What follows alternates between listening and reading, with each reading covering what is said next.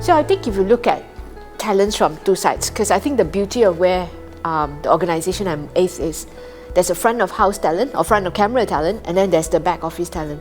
Now maybe let's just take the front of screen talent first. Now today, the use of technology is actually very scary. We have experimented, we've decided not to do it. A host can be, you can't tell whether it's real or otherwise. Now, what do we see that is actually a fine line? We still believe that there's authenticity in the need to be able to relate with our audiences. So that bit, we still don't see how technology can articulate that. And then I guess for all this in our dramas and all that, we continue to use real talents. And I think they give that relationship that you can't really replicate in a technology environment. Now, park that aside, I think they come with sharing of experiences as well. Because a lot of times when we create content, whether in a movie or drama or talk show, the nuance of the talent helps make the story richer and more personalized. You can't get that from an agentic AI. We've looked at it. Now I come to back of house. Now back of house, where we see is that AI helps to do some of the manual tasks. Example, I take a newsroom. We use AI to aggregate news, collect news. Those days we hire a young intern to do that. Today we tell the young intern, don't do that. What you do is get AI to collect the data points. Then you read through and sift through to assess whether that information makes sense or not. Obviously then it goes to the editors and all that to refine the storytelling.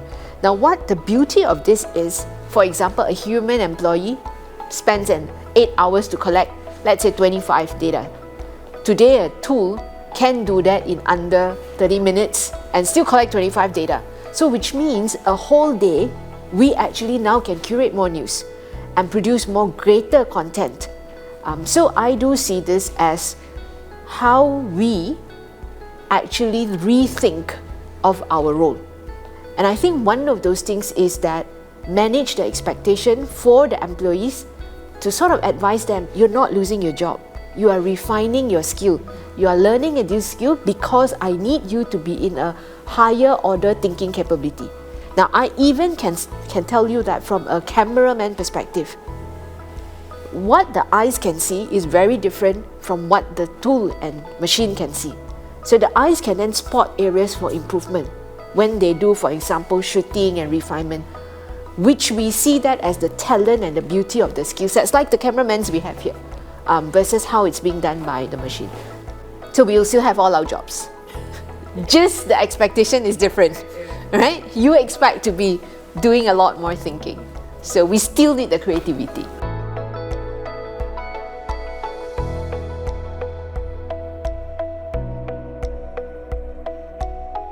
Strategy is a very big word, and if you sort of look at it is from a finance function, we've always been at the table where it comes to strategy formulation. Maybe a couple of years back is in the budgeting exercise. And I always believe, and for me, I think the beauty of it is that I've always had the benefit as working in a finance team where we are a finance business partner. So we always partner with the business.